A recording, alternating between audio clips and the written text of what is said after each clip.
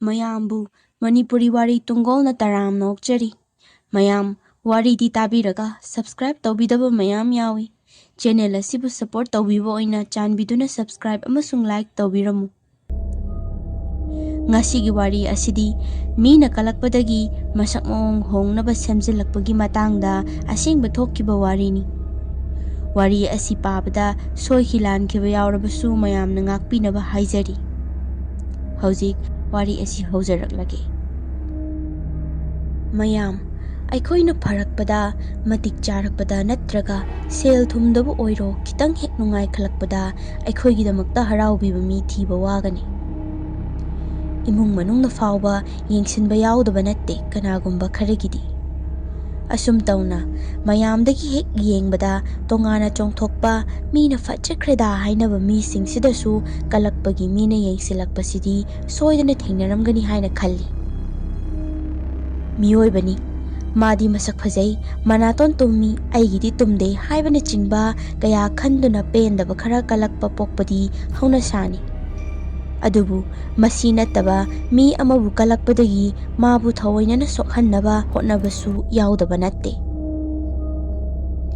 ꯑꯁꯨꯝꯅ ꯑꯩꯒꯤ ꯏꯆꯦꯁꯤ ꯃꯤꯅ ꯀꯜꯂꯛꯄꯗꯒꯤ ꯃꯇꯝ ꯁꯥꯡꯅ ꯑꯋꯥꯕ ꯇꯥꯔꯨꯕꯗꯒꯤ ꯑꯩꯈꯣꯏ ꯃꯌꯥꯝ ꯆꯪꯗꯅ ꯀꯟꯖꯔꯛꯄꯅꯤ. ꯃꯁꯤꯒꯤ ꯋꯥꯔꯤꯅꯤ ꯑꯩꯅ ꯃꯌꯥꯝꯗ ꯉꯁꯤ ꯏꯖꯔꯛꯂꯤꯕꯁꯤ.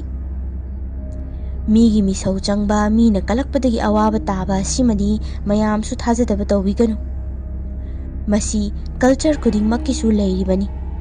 ꯅꯖꯔ ꯆꯪꯕ ꯀꯥꯏꯅꯁꯨ ꯍꯥꯏꯅꯔꯤꯕꯅꯤ. ꯑꯩꯈꯣꯏ ꯏꯆꯤꯜ ꯏꯅꯥꯎꯁꯤ ꯅꯨꯄꯤ ꯉꯥꯛꯇ 4ꯅꯤ. ꯏꯆꯦ ꯑꯍꯨꯝꯁꯨꯕꯤꯗꯨꯗꯤ ꯌꯥꯝꯅ ꯉꯟꯅ ꯃꯌꯨꯝ ꯄꯥꯟꯈ꯭ꯔꯦ. ꯑꯩꯅ ꯏꯇꯣꯟ ꯇꯣꯟꯕꯤꯅꯤ. ꯏꯆꯦ ꯑꯇꯩꯗꯤ ꯁꯛꯇ ꯆꯨꯗ ꯐꯖꯔꯕꯁꯨ ꯀꯌꯥ ꯌꯧꯗꯦ ꯍꯥꯏꯕ ꯌꯥꯏ. ꯑꯗꯨꯕꯨ ꯑꯩꯈꯣꯏ ꯏꯆꯦ ꯌꯥꯏꯃꯁꯤꯗꯤ ꯃꯁꯛ ꯃꯇꯧ ꯌꯥꯝꯅ ꯐꯖꯩ. ꯀꯨꯝꯍꯩ ꯐꯤꯌꯣꯡ ꯊꯣꯛꯄꯗ ꯑꯩꯈꯣꯏ ꯏꯆꯤꯜ ꯏꯅꯥꯎ ꯄꯨꯂꯞꯅ ꯆꯠꯄ ꯌꯥꯎꯕꯗ ꯑꯎꯕ ꯃꯤ ꯈꯨꯗꯤꯡꯅ "ꯏꯕꯦꯝꯃ ꯅꯈꯣꯏ ꯅꯆꯦꯔꯥ ꯃꯥꯗꯤ? ꯑꯣꯟꯊꯣꯛꯅ ꯏꯪꯅ ꯐꯖꯈ꯭ꯔꯦꯗꯀꯣ. ꯅꯈꯣꯏ ꯏꯃꯥ ꯄꯥꯕꯨꯡꯁꯨ ꯑꯃꯠꯇ ꯃꯥꯟꯗꯦ ꯃꯥꯗꯤ, ꯀꯅꯥ ꯂꯧꯔꯤꯅꯣ?" ꯍꯥꯏꯕꯅꯆꯤꯡꯕ ꯋꯥꯁꯤꯡꯁꯤ ꯑꯗꯨꯝ ꯇꯥꯕ ꯐꯪꯏ. ಮಿತೋꯞꯅ ꯌꯦꯛꯅꯕꯗꯤ ꯀꯔꯤꯁꯨ ꯅꯠꯇꯦ. ꯑꯗꯨꯕꯨ ꯈꯨꯔꯛꯀꯤ ꯏꯅ ꯂꯥꯏ ꯁꯥꯕꯁꯤꯅꯤ ꯌꯥꯝꯅ ꯂꯨꯔꯤꯕꯁꯦ. ꯑꯩꯈꯣꯏ ꯄꯥꯕꯨꯡꯒꯤ ꯃꯆꯤꯜ ꯃꯅꯥꯎꯁꯤ 4ꯅꯤ. ꯅꯨꯄꯤ 2, ꯅꯨꯄꯥ 2. ꯅꯨꯄꯤ 2ꯗꯨꯗꯤ ꯂꯣꯏꯅ ꯃꯌꯨꯝ ꯄꯥꯟꯈ꯭ꯔꯦ. ꯂꯩꯃꯤꯟꯅꯍꯧꯔꯤꯕ ꯑꯩꯈꯣꯏ ꯈꯨꯔꯥꯒ ꯏꯟꯗꯣꯝꯆꯥꯒꯁꯤꯅ ꯌꯦꯡꯁꯤꯟꯕꯗ ꯑꯩꯈꯣꯏ ꯑꯌꯥꯝꯕ ꯃꯇꯝꯗ ꯋꯥꯗꯨꯅꯇ ꯂꯩꯔꯝꯃꯤ. ꯑꯩꯈꯣꯏ ꯏꯆꯤꯜ ꯏꯅꯥꯎꯗꯤ ꯅꯨꯄꯤ ꯉꯥꯛꯇꯅꯤ. ꯃꯈꯣꯏꯒꯤꯗꯤ ꯅꯨꯄꯥ ꯑꯃ ꯌꯥꯎꯏ ꯍꯥꯏꯗꯨꯅ ꯑꯩꯈꯣꯏ ꯏꯃꯨꯡꯕꯨ ꯃꯈꯣꯏꯅ ꯎꯁꯤꯠꯇꯦ. ꯑꯩꯈꯣই ꯏꯟꯗꯣꯝꯆꯥꯁꯤꯅ ꯈꯤꯠꯃ ꯍꯦꯜꯂꯦ. ꯑꯩꯈꯣꯏ ꯏꯆꯤꯜ ꯏꯅꯥꯎ ꯅꯨꯄꯤ ꯉꯥꯛꯇ ꯑꯣꯏꯖꯔꯕꯁꯨ ꯏꯍꯩ ꯏꯁꯤꯡ ꯂꯣꯏꯅ ꯇꯝꯗꯨꯅ ꯁꯨꯕ ꯅꯣꯝꯕ ꯍꯣꯠꯅꯕ ꯀꯜꯂꯤ. ꯑꯗꯨꯕꯨ ꯃꯥꯒꯤ ꯃꯆꯥꯅꯨꯄꯥ ꯑꯃ ꯌꯥꯎꯔꯤꯕꯗꯨꯗꯤ ꯅꯤꯁꯥ ꯆꯥꯁꯤꯜꯂꯒ ꯃꯈꯣꯏ ꯏꯃꯨꯡꯗꯨꯗ ꯅꯨꯡꯇꯤꯒꯤ ꯃꯦꯂꯥ ꯁꯥꯍꯜꯂꯤꯕꯅꯤ. ꯃꯁꯤ ꯄꯨꯝꯅꯃꯛ ꯑꯁꯤ ꯃꯥꯁꯨ ꯃꯊꯃꯣꯏ ꯃꯅꯨꯡꯗꯗꯤ ꯈꯪꯖꯔꯤꯕꯅꯤ. ꯃꯈꯣꯏ ꯏꯃꯨꯡꯒ ꯑꯩꯈꯣꯏ ꯏꯃꯨꯡꯒꯁꯤ ꯃꯔꯤ ꯄꯨꯔꯥ ꯇꯠꯅꯕꯗꯤ ꯅꯠꯇꯦ. ꯑꯗꯨꯕꯨ ꯀꯧꯅꯗꯕ ꯌꯥꯗꯕꯒꯤ ꯀꯧꯅꯔꯤꯕ ꯍꯥꯏꯕꯗꯨꯅꯤ. ꯑꯗꯨꯃꯛ ꯌꯦꯡꯊꯤꯅꯩ ꯍꯥꯏꯕꯁꯤꯗꯤ ꯐꯠ ꯌꯦꯡꯕꯗ ꯈꯪꯗ꯭ꯔꯕꯁꯨ ꯂꯩꯃꯤꯟꯅꯔꯤꯕ ꯑꯀꯣꯏꯕ ꯃꯤꯅꯗꯤ ꯈꯪꯂꯕ ꯉꯥꯛꯇꯅꯤ. ꯑꯗꯨꯕꯨ ꯑꯩꯈꯣꯏꯗꯤ ꯑꯁꯨꯝꯅ ꯃꯆꯤꯜ ꯃꯅꯥꯎ ꯌꯥꯅꯗꯦ ꯀꯥꯏꯅ ꯍꯥꯏꯕꯁꯤ ꯂꯩꯀꯥꯏ ꯃꯃꯥꯡꯗ ꯌꯥꯝꯅ ꯏꯀꯥꯏꯖꯩ. ꯅꯨꯡꯁꯤ ꯆꯥꯟꯅꯅ ꯈꯨꯀꯟ ꯄꯥꯡꯒꯟꯅ ꯍꯤꯡꯖꯅꯤꯡꯕꯅꯤ. ꯑꯗꯨꯕꯨ ꯏꯟꯗꯣꯝꯆꯥ ꯈꯣꯏꯅ ꯂꯥꯞꯊꯣꯛꯅꯕ ꯍꯣꯠꯅꯕꯅꯤꯅ ꯎꯄꯥꯏꯗꯤ ꯂꯩꯔꯝꯗꯦ. ꯑꯩꯈꯣꯏ ꯏꯟꯗꯣꯝꯆꯥꯁꯤ ꯋꯥ ꯉꯥꯡꯕꯗ ꯃꯤꯒꯤ ꯊꯃꯣꯏ ꯁꯣꯛꯀꯗꯕ, ꯅꯨꯡꯉꯥꯏꯔꯣꯏꯗꯕ ꯋꯥꯁꯤ ꯑꯗꯨꯝ ꯈꯟꯗꯨꯅ ꯉꯥꯡꯏ. ꯅꯣꯡꯃꯁꯨ ꯆꯦꯍꯟꯒꯤ ꯊꯕꯛ ꯃꯆꯥ ꯑꯃ ꯈꯟꯕꯒꯤ ꯍꯔꯥꯎꯕ ꯐꯣꯡꯗꯣꯛꯄ ꯑꯣꯏꯅ ꯆꯥꯛ ꯑꯃ ꯀꯧꯕꯅꯤ ꯄꯥꯕꯨꯡꯅ. ꯃꯇꯝꯗꯨꯗꯗꯤ ꯄꯤꯛꯆꯔꯕꯁꯨ ꯅꯨꯄꯤꯅ ꯊꯕꯛ ꯈꯟꯕ ꯀꯥꯏꯁꯤ ꯑꯩꯈꯣꯏ ꯑꯗꯨꯋꯥꯏꯗ ꯌꯥꯝꯅ ꯇꯥꯡꯂꯦ. ꯅꯨꯄꯤꯅ ꯂꯥꯏꯔꯤꯛ ꯇꯝꯂꯕꯁꯨ MA ꯂꯣꯏꯕꯁꯤꯗꯤ ꯊꯥꯛ ꯌꯥꯝꯅ ꯋꯥꯡꯂꯕ ꯃꯇꯝꯅꯤ.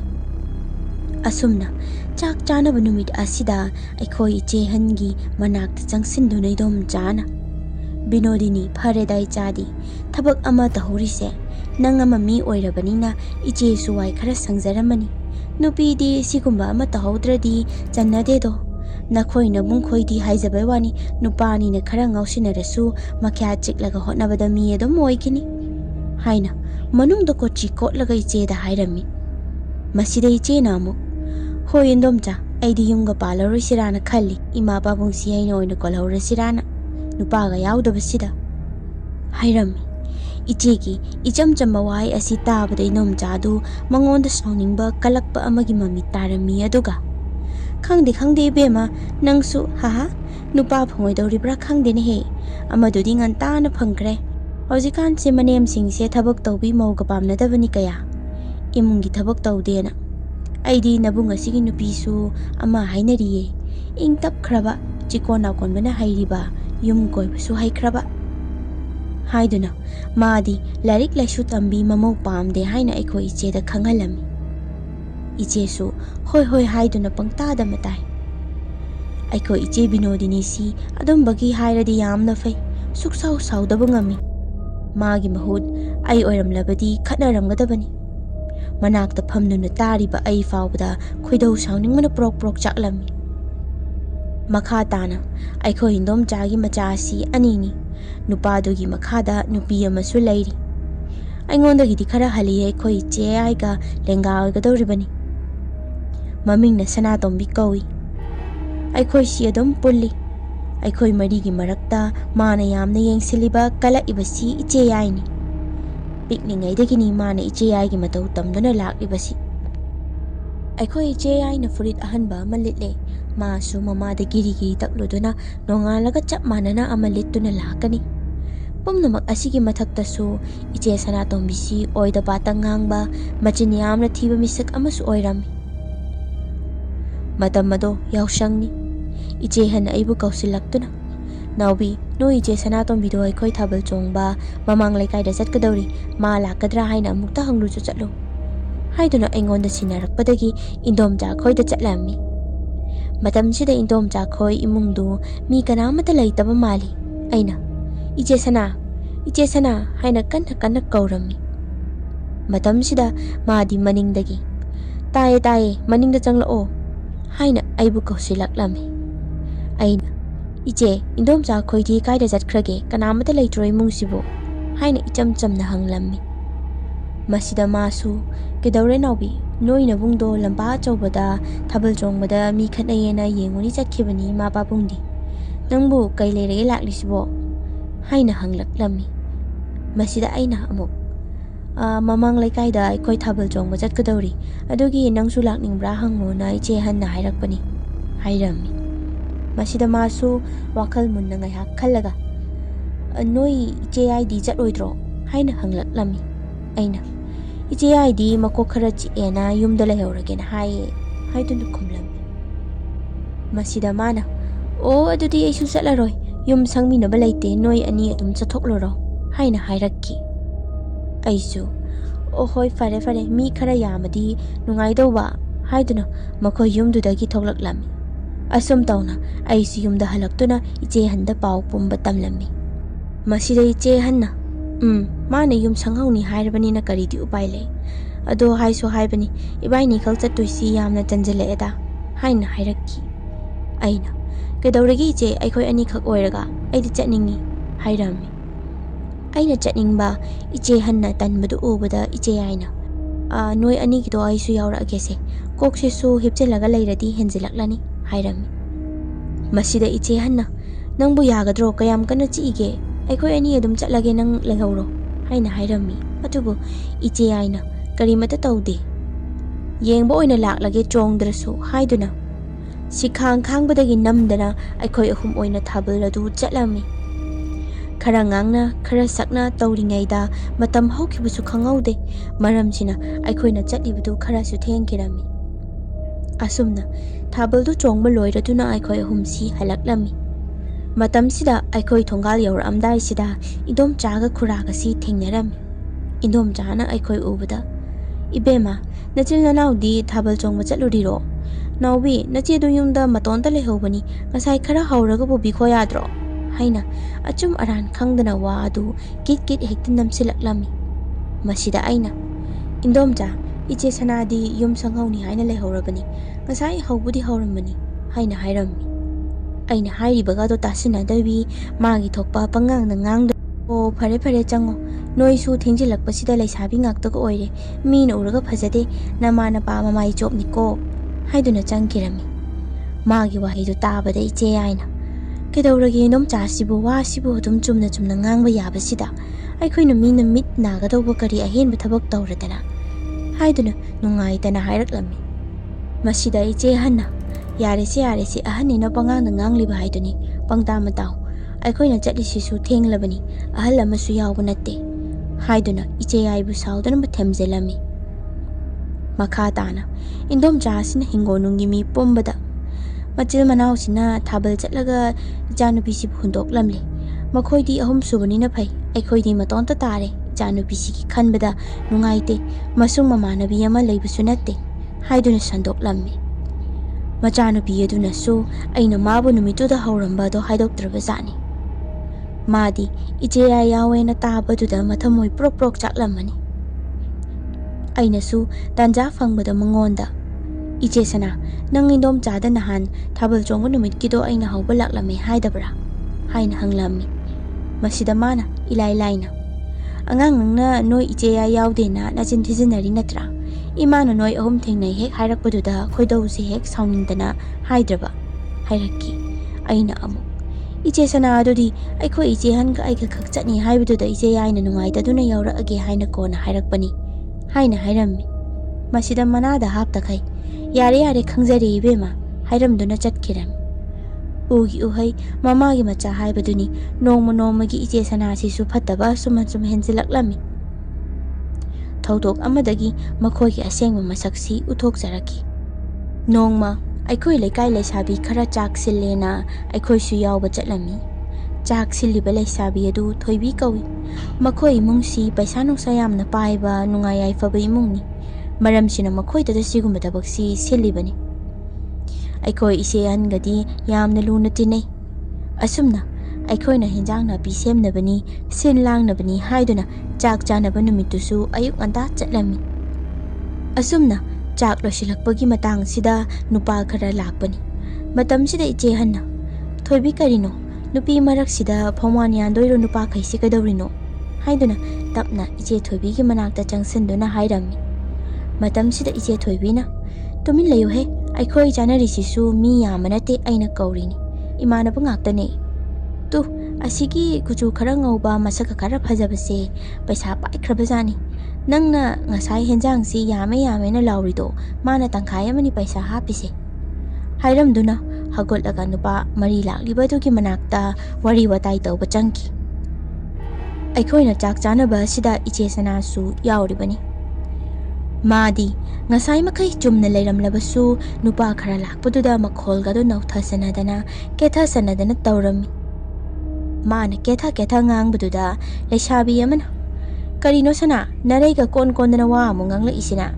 haina hairami aikhoi mayamsu wa noklami magi wangangduda iche sana sina ngasai ki paisa paiba nupa adu pame haibasi ilai laina khangba ngamlami magi mawongduna masigi matungdagidi nahan chak chanabada lakpa nupa adu phajai haiduna ninphung ngangnarami matam adudadi sengdrira khangde leather jacket amalit khradi post taba haibado mingthol adum phangle asumna matam khara leiraga iche thoibisi aikhoi yumda laklami aduga iche yaibu kauthoklammi inau ibema masak phajabi nachena nangi pau nungaiba ma puraga laiye taningdro hairammi masida iche yaina kari pau no ni iche thoibi pau pidringai da hana chapot pija horasirane aibo haiduna phagi tawrami iche thoibina amu naha nongma chak jana bada lakpa nupa masak khara phajabado khangbra haina hanglammi iche yaina amu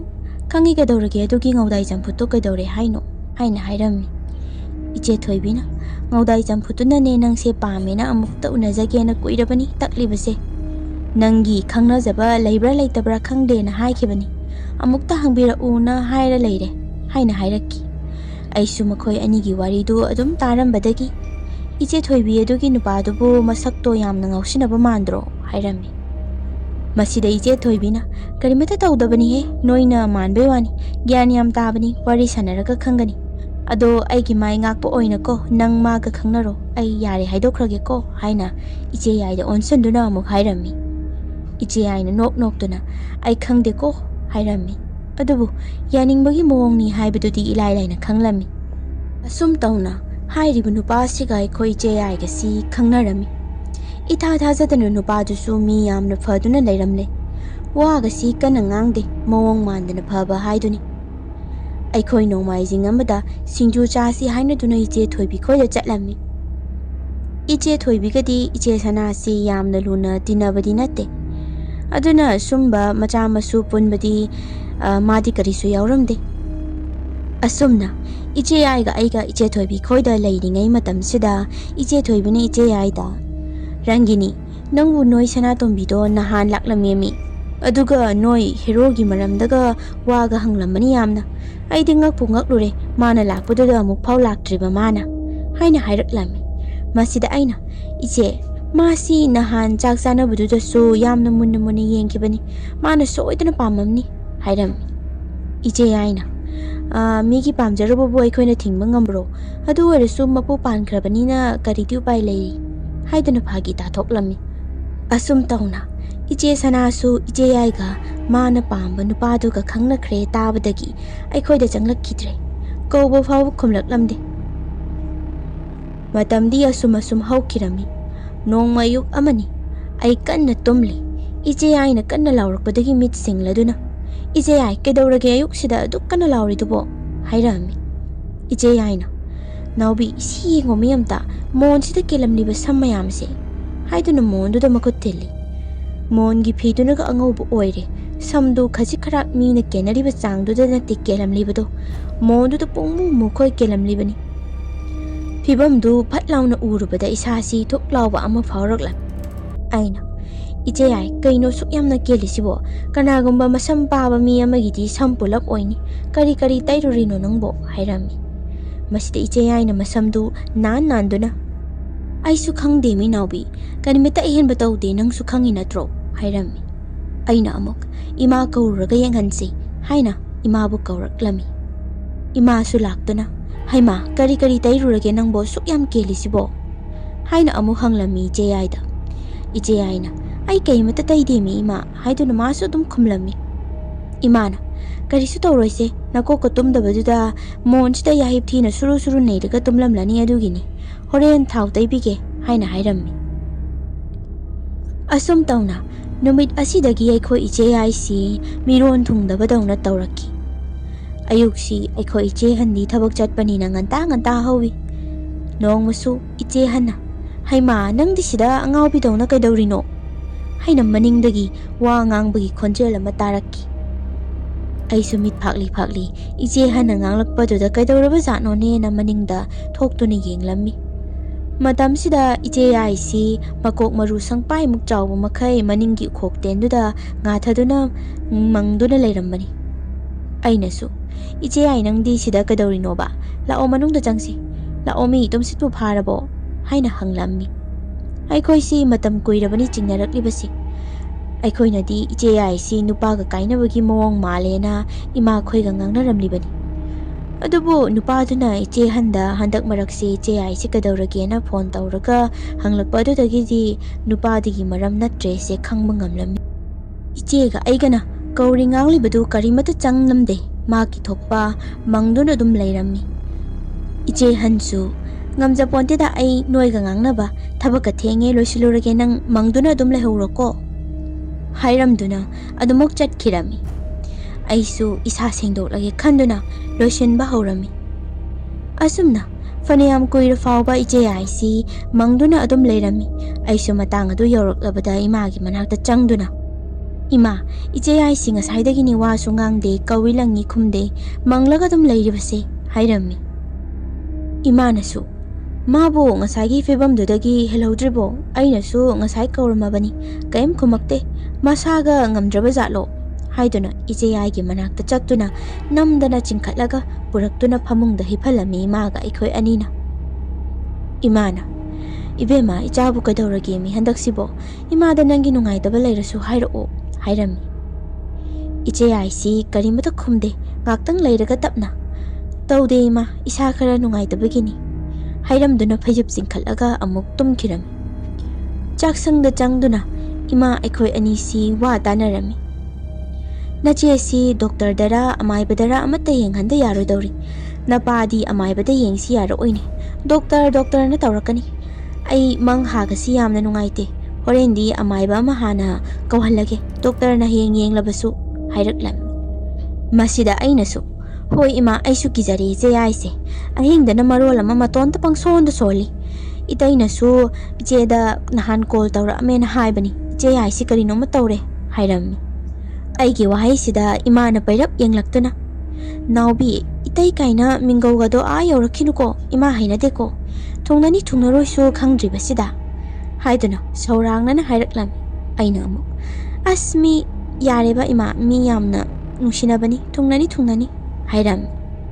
Numit adugi numidang wairamdani pabungna amaiba ma puduna laklammi aduga ichebu kauthoktuna yenghallammi. Amaibaduna ichegi khudangi mi hundu mamit ushanduna yenglammi aduga makokta su nanthabiraga haibe ma chango yare nasado hairang laurido phamung dainenjana potharaga leijaruro mapansida ai nangi hidak hairamge nama khoida haiduna ichebu manungda thajan kirami aduga amaibaduna ima pabungda onsanduna ibungo ibema najanupi sidi migi potsem akanba ma yawredana ludauribu matang sida kari tawba yabano haibasi ko ithok thoktreni matung sida inaraga koisen sanaraga leire hairammi. Imana masida ipa amaiba mapansu thokta ichanupi sida kanana no tawrok tawriba potsem sibo kari maram leidanano hanglammi. Amaibaduna aisu yengnabadi kanna hotnabani adu phijang taret na khankibana ubadi phangdrene he adubu pot thajelakliba misi asukki matik haire haibasi madi khangi hairammi. Pabungna wafam sida adudi kamai tawni hojikti hairammi. Amaibaduna amu hojiki oinadi tharaiba singdu ngakthoknaba upai tawba tabani. Noigi fibam sidi lurabanina jantragado hayeng ayuk anta lawba lao ai ngasi numidang sima semlage ngasigi oinadi aina piramlibase sigi langse laigi langni masi sibiroibe madu hairam.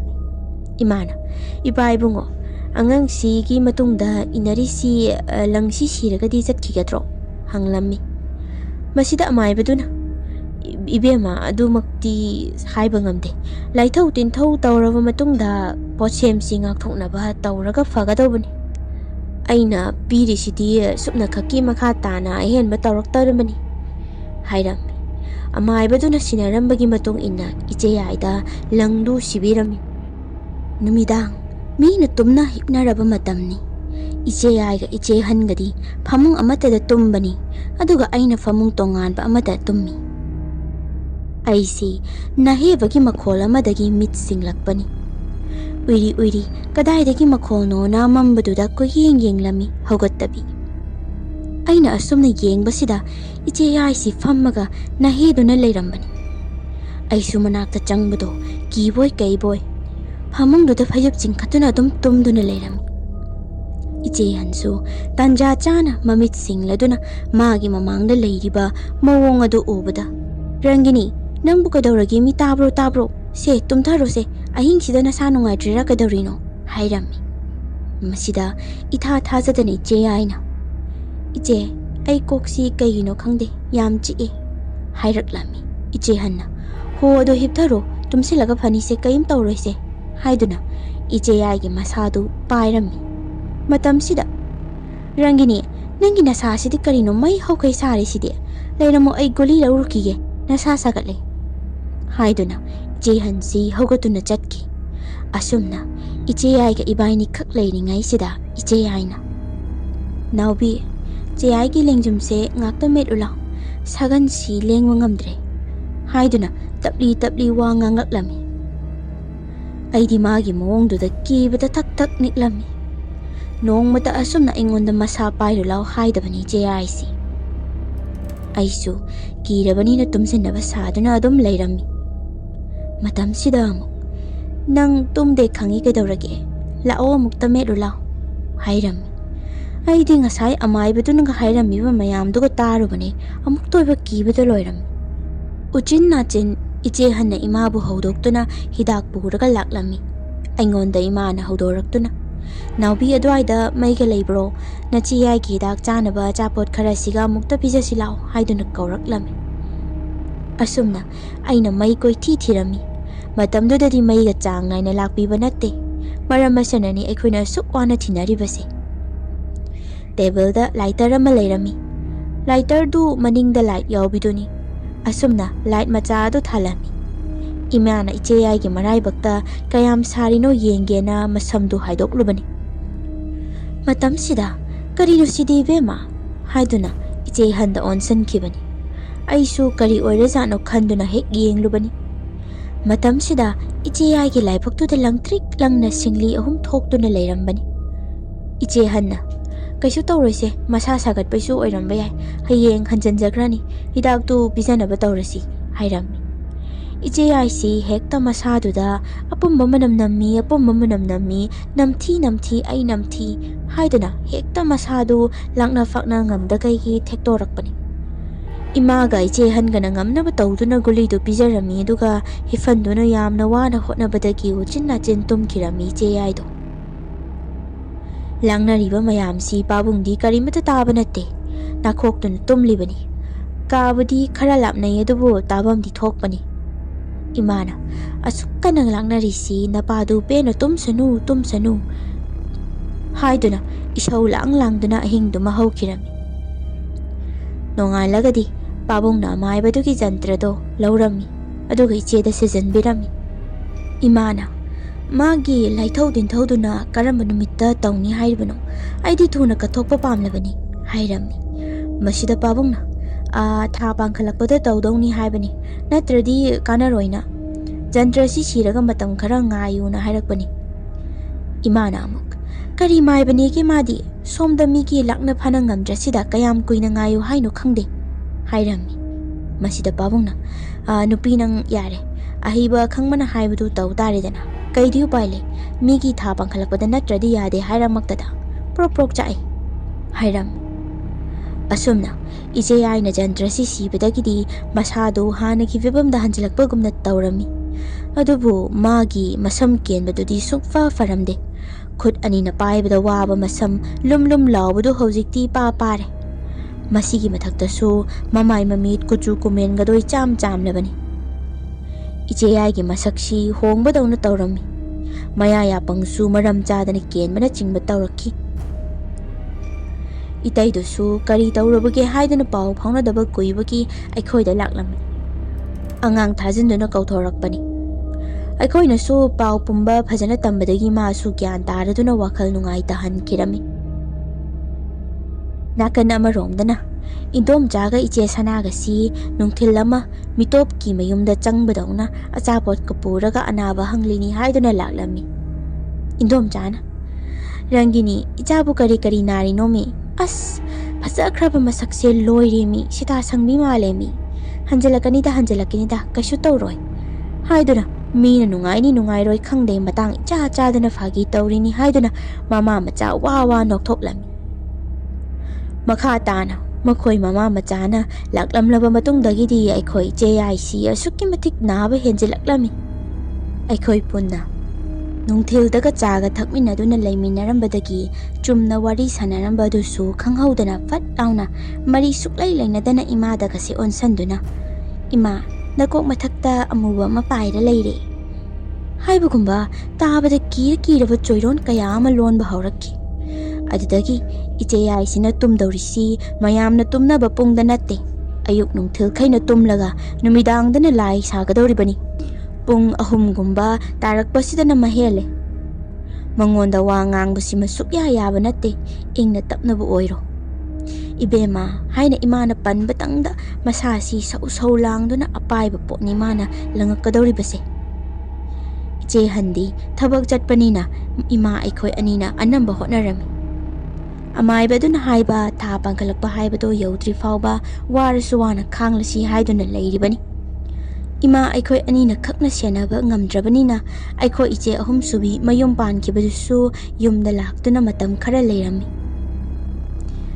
Ayuk nungthilda tumlibadi karigino phatte hogolu hairabagi aikhoi iche ahum subidusu masam phoiduna samkhongdagi I taba makai chingduna leirambani.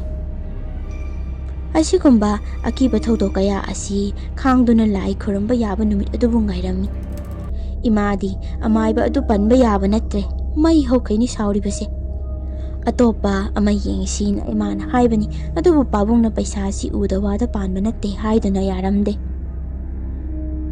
Asumna laithau tawbagi numit adu yawraktuna numit ini chupna ichegi masada yetliba laisi tanthoknaba laithau tawduna hotnarami. Amaiba amana iche yaibu ngakre khanglabadagi indomja khoisu makhoi ngamnaba Aikhoi yumlomda onsilaga mingselbu khinbawo lei akangbabu thetbawo tawrami. Leikai mau mayamdasu aikhoi imungna makhoida semjili machanupigi nupado iche yaina sumhatlang thaktuna munkrini haibana chingba kaya ama tamsilami. Aikhoi imaga yamna yanaba nupi ama lei mana nongma imada Ibema nanau pisinane nakhoi imungi maramda nganglisi nungaite nacha leisabisingsiga hairami. Masida imana kay hairinu iche haiduna hanglammi nupiduna amo nakhoi imungnane nungaira ise nangi paisa paiba nayaduda nacha nupi yai masi yonbagini leiminaba ngamdre laitinga thajalakpada hairinine makhoina haiduna khumlakki. Asumna aikhoi imungna iche yaida tawribasi magi macha nupiduna nupa pamba kalakpadagini khangbadagidi karishu makha tanadi tawrakkidre. Matamdudadi nupa paisa paiba amada machanupibu pirabadi mamai oinaribani aduna matamduda indom jana tawribadugi maramsu adum ilai-laina khanglammi. Hojikpudi yum hongle mafam amada lam leiduna Pabunga khuragadi yanadaba karimata leite adubu aigi haibado soknaraklabanina lapnaba haido oire. Masigi khaluragadi aikhoi su nungaite adubu indom jakhoiga loinani khanbadadi tu chunglami. Iche yaisu maga koinajariba nupa aduda mayum adum pankirami. Iche yaina naraga leiringai matamduda chana thaknaba puraktana yamna kan hotnajakibani masu. Maram asinani aina mamangda matau mandana yamna faraga leiramle hairibado. Iche yaigi masada ayetpa amadi leikibanina pungfa fau haibadi karamna yagani. Mamang maha nungaitaba matamda nongalaga masa tu chungbi khara di dum hauri hairi. Matang asida ngasiki oinadi losinjare mathang amuk wari anaupa amamuk puduna lakjage.